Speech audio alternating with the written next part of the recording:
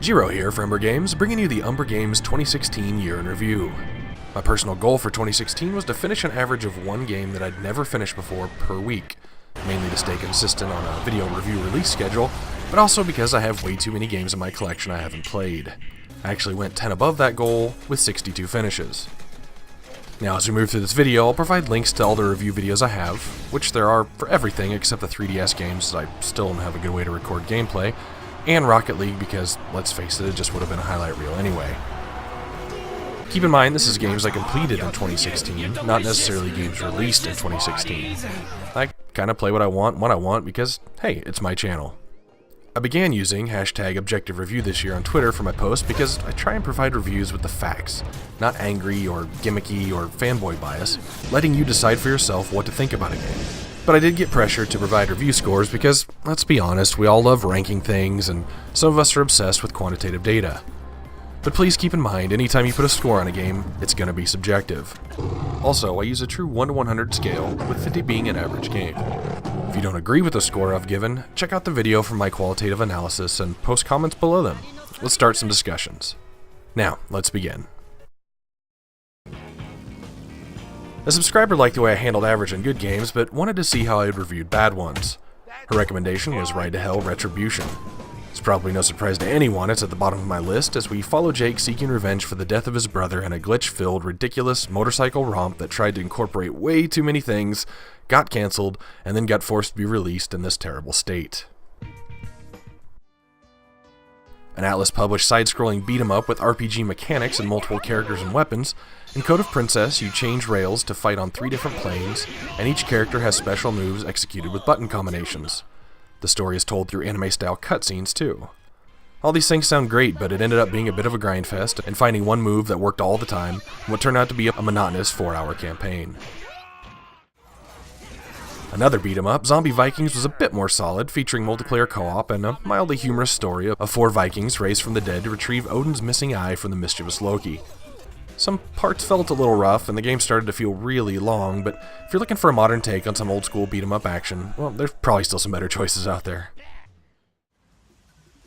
Reviewing way better than the first Far Cry on 360 did, I've been chasing the evolution of this open-world, mission-based first-person shooter from its roots so that I can finally get caught up.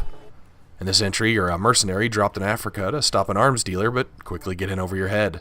There's a decent amount of content and some nice visuals, but hit detection and enemy visibility were weak, and a couple of gameplay loops just got tedious. My first foray into the Crystal Chronicles spin-off seemed appropriate to start with the first one on GameCube, finally providing a gameplay explanation on why in dungeon crawlers all characters have to stay on the same screen, and multiplayer one person has to carry the Crystal Chalice to protect them from the miasma. Leveling up your character comes from random relic drop and selection, armor upgrades come from drop blueprints, and pushing forward through the narrative requires you to memorize the world element migration. Some great concepts, some annoying executions. It's probably no surprise to you by now, but I'm not really that big of a fan of the big 2 shooter franchises. This is the first Battlefield I've played, and was told it wasn't the best one to start with anyway, but it was current. The campaign attempted to be a cop procedural show, making the gameplay feel merely like pieced together set pieces without much flow. I only spent a few hours in online versus, but I definitely find myself preferring something more fantastical, like Plants vs. Zombies Garden Warfare or Overwatch.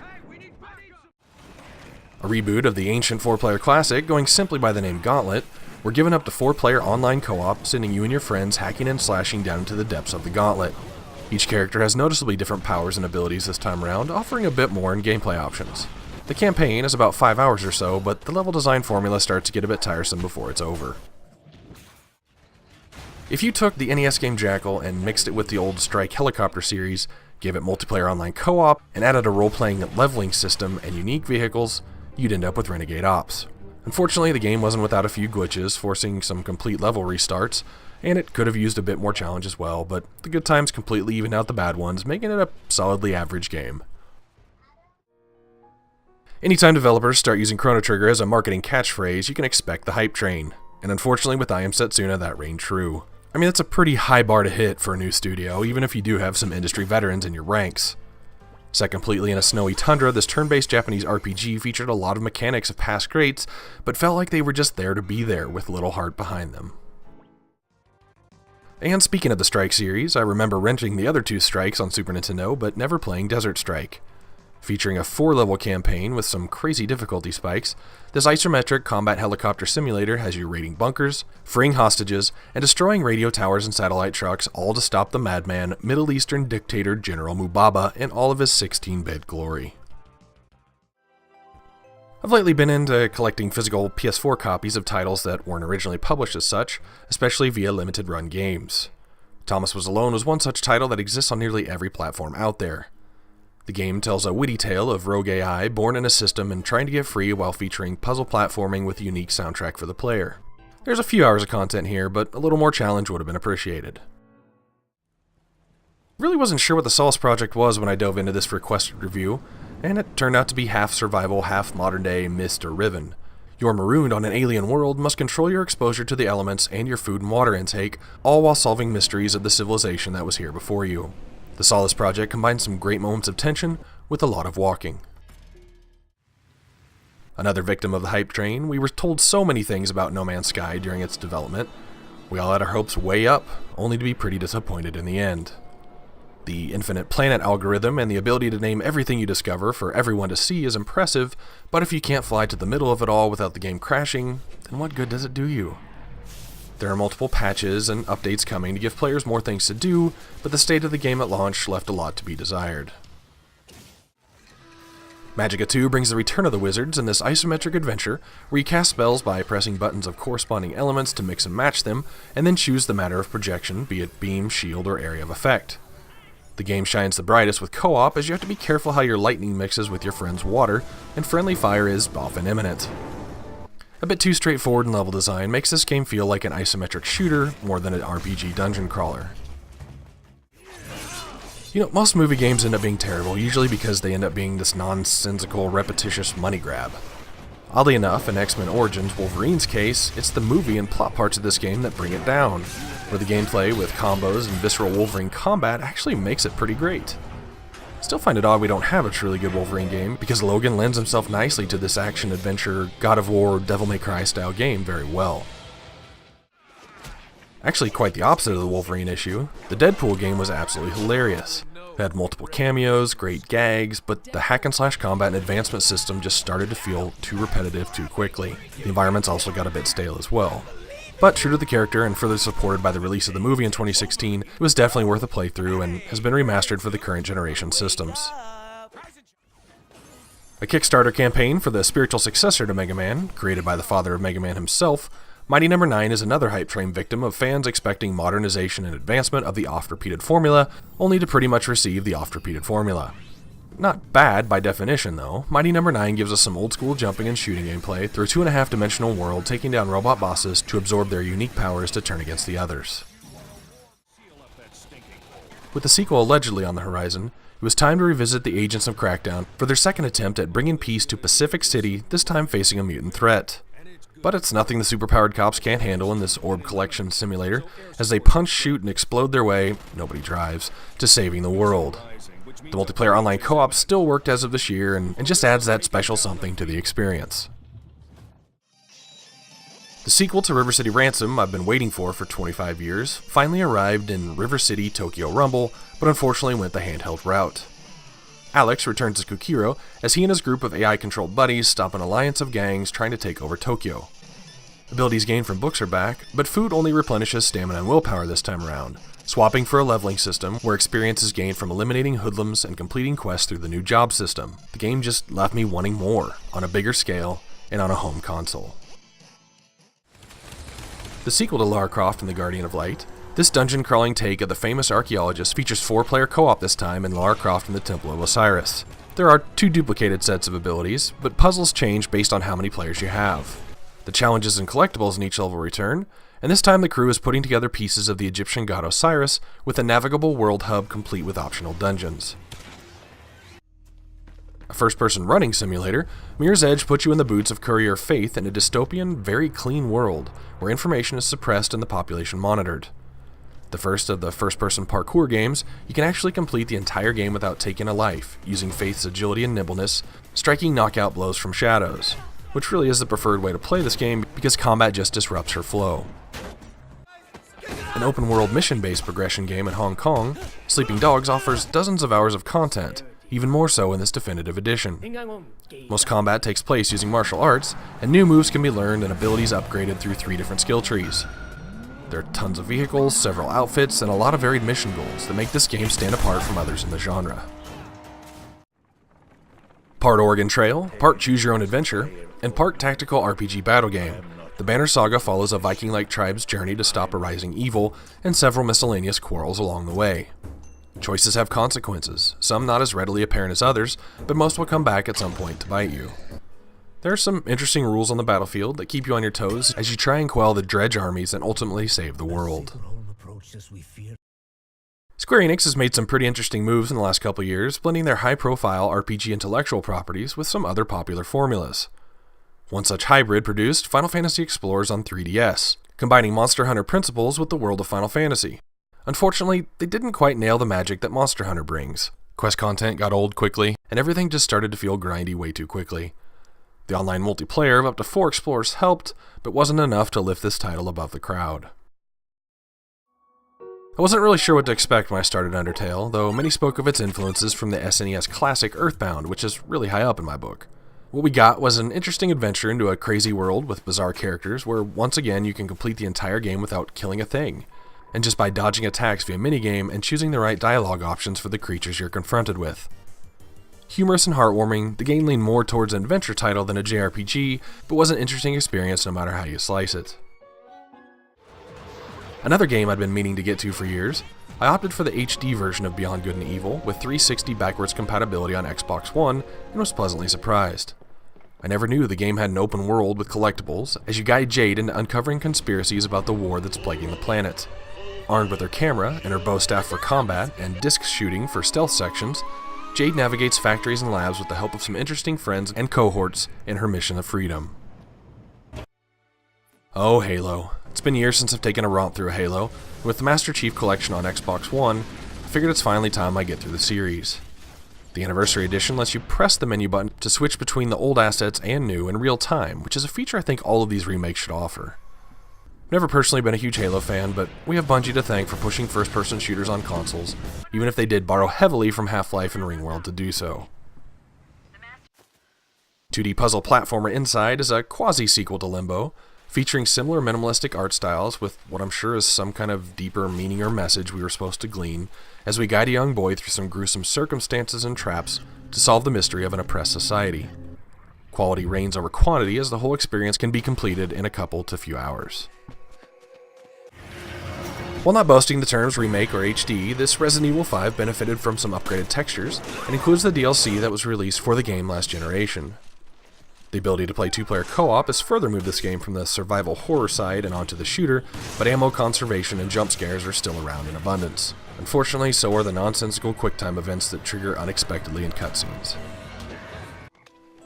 Toki Tori 2 Plus is a puzzle platformer / 2D adventure hybrid, featuring open-world gameplay where you can access nearly any area from the beginning of the game, not from new abilities learned, but just through you as a player learning how to apply Toki Tori's abilities to each of the environments. This game was a pleasant surprise, originally released as WiiWare through the eShop, with publisher Sodesco pushing out physical editions for PlayStation 4. A spiritual successor to one of my favorite old-school PC games, Dungeon Keeper, War for the Overworld took us back to the minion-slapping real-time strategy-style game where you play an evil force attempting to knock out the heroes of the world. You seduce minions into your dungeon through various accommodations, have them help build and upgrade your resources, and then send them off to battle by dropping them in or taking control of them first person. A great concept released at a poor time, Battleborn was brought to us by the makers of Borderlands and crossed the MOBA features of games like League of Legends with a first-person shooter, having you level up your character from 1 at the beginning of every match, choosing abilities from a skill tree instantaneously that fit the situation. Boasting a roster of 25 combatants and a full multiplayer campaign to go with it, it just had the unfortunate timing of looking similar to and being released just a couple of weeks apart from Activision Blizzard's Overwatch. One of the few CRPG, aka computer role-playing games released on console, Divinity Original Sin features a vast world with tons of NPCs and quests, and turn-based combat on a grid influenced heavily by environment and enemy types. An in-depth story with lots of dialogue, several ways to develop your characters, and even online co-op where you can both take part in conversations is available. Keiji Inafune's company Concept worked with Armature Studios, which is a bunch of former Metroid Prime developers, taking a stab at a new AAA intellectual property, featuring a woman named Jewel and her robot friends as they venture into dungeons and collect new robot part upgrades, on a journey to find out why the attempted terraforming of this planet wasn't successful. The game has a heavy Metroid vibe with a lot of shooting, but also some intense platforming. There's some extensive load times, and parts of the game felt a bit unfinished, but overall the game was a great adventure. I worked hard to get caught up on the Uncharted series in preparation for Uncharted 4 releasing this year, and Uncharted 3 Drake's Deception was the final step. Uncharted continues to please in its storytelling and cinematic approach, with little change to the gunplay or what I call platform seeking. The voice cast continues to deliver on point, and the Indiana Jones style of archaeology is always a pleasure to be a part of. As with Final Fantasy Explorers, we have another attempted Square Enix hybrid, this time taking a stab at the Pokemon formula, Final Fantasy style. Although simply stopping and calling it a Pokemon ripoff doesn't quite do it justice, as instead you make stacks of creatures whose stats and abilities combine as you engage in turn-based combat against all of the Final Fantasy staple characters. There are tons of creatures to capture and abilities to unlock as you escort this brother-sister team to unlock the secrets of their abandoned world. Assault Suit Lanos is a remake of the Genesis game named Target Earth. You pilot a giant mech through multiple levels of enemy combatants set on destroying humanity. You are rewarded new weaponry for your performance on each level, adding some needed versatility. The entire original Genesis version of the game is included in the options menu, but bring your old school big kid pants because it's a tough ride. Ubisoft continues to push its open world formula, this time in a shared world shooter called The Division. A virus was released on Black Friday, turning New York into a post-apocalyptic battleground where survival is key. There are some fun instance dungeons, some unique PvP, tons of gear to collect, and a lot of optional side content. Some recent DLC and changes to the game's structure through patches has almost pulled me back in for a second look. The first Gears of War sort of feels like a tech demo in retrospect, and Gears of War 2 is where Epic hit their stride. While still heavy on the cover shooting, the graphics and environments, as well as some better plot developments, make this sequel stand out quite a bit against the first from a campaign perspective. I mean, there isn't a whole lot new here, just better implementation of what they brought before. I, for one, love seeing developers work on creating games as a passion project, and not just another AAA bleeding-edge profit machine. Song of the Deep was an artful fairy tale with a hand-painted look, playing like a 2D adventure Metroid style, as a little girl in a homemade submarine searching the depths for her missing sailor father. While I could have used a few more bosses, the new abilities and upgrades, and just the world itself made the experience enjoyable. Having been years since I played the first Dead Space, but wanting to get to some Dead Space 3 co-op before the ability to do so shuts down, I jumped back into the survival horror third-person shooter engineering suit of Isaac Clarke in Dead Space 2, as he battles necromorphs in Titan Station, once again tasked with destroying an alien marker that drives humans that come into contact with it insane. And of course, he does so with one of my favorite guns, the plasma cutter. I get the urge for racing games here and there occasionally, and after playing Forza Horizon 2, I know this series will never disappoint. Sure, there's a little too much extra paid content pushed in your face every time you turn around, but having an open world map to navigate to new events, hidden collectibles off the beaten path, tons of included cars to choose from, and some beautiful environments across Europe made this game quite enjoyable. Now here's one I didn't see coming. Earth Defense Force 4.1 The Shadow of New Despair. What started and continued as budget titles finally developed into a monstrous multiplayer cooperative shootout with hundreds of hours of progression content against giant insects, robots, and spaceships. With 4 unique classes and 5 difficulties along with hundreds of weapons to unlock, it just made this non-stop shooting spree something that we'll probably keep coming back to for a while to come. Taking the style and feeling from the first Mirror's Edge, DICE created what feels like a more full game with Mirror's Edge Catalyst, giving us an open world as opposed to the first stage by stage, allowing us to take faith and engage in optional content, as well as find collectibles in the effort to continue the revolution against the oppressive government. Uncharted 2 Among Thieves hit so many right notes through cinematic presentation and third-person gunplay. It took the things that were good from the first game and enhanced them to make them great, while enlarging the scopes and the stakes to give us a thoroughly enjoyable adventure. I've dropped countless hours into Rocket League at this point, and I'd say I worked myself to about an average player. I still pick up this remote control car soccer game from time to time to witness some of the new arenas, and because of, well, it's just a good time. Single player options do leave a lot to be desired as the game shines in its competition of 2-on-2 and 3-on-3 games. While I'm not big on horror and not a huge fan of the interactive movie style of game, the production values and mechanics of Until Dawn are very solid. You start with 8 characters that the game switches you between as needed for each chapter, and you play until dawn if you can make it that long. Otherwise, once you've let everybody die, your game will end. With no plans at launch for the console port, the liars, I jumped on XCOM 2 at launch on PC because of my love for the first Reboot. Wondering how they could actually have the plot for a sequel, Firaxis actually did it, having another alien takeover 30 years later, this time one that controls humanity, and your fight takes place from a ship you make your base. The turn-based strategy returns with a host of new alien types and challenges. After so many quirky South Park video games over the years, it was good to see an effort that involved the South Park creators, giving us a Paper Mario-style turn-based RPG with tons of side content, cutscenes that feel like an episode of the show, and plenty of juvenile humor to keep you entertained. South Park: The Stick of Truth was a pleasant surprise, and I'm looking forward to the sequel coming in 2017. Launching simultaneously with a full-length feature film, the first Ratchet & Clank game was rebooted to make it match the movie in style and characters, giving it a beautiful graphical upgrade, as well as a new addictive weapon upgrade system and some card collection. Featuring multiple planets with diverse environments, the quirky weapons provide some great combat mixed with tight platforming, making this remade title worth a playthrough. An Xbox exclusive, Ori and the Blind Forest is a Metroid-style 2D adventure requiring the acquisition of new abilities to gain access to new areas. The level design is great, some of the platforming gets really intense, but the controls are so responsive, it provides a real sense of accomplishment at times, and looks great doing it.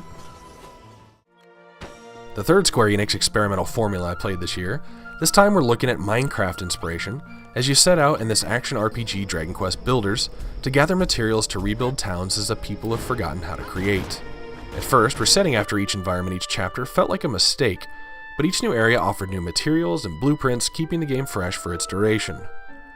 Much more than just a Minecraft clone, Dragon Quest Builders is a great example of Square Enix ingenuity.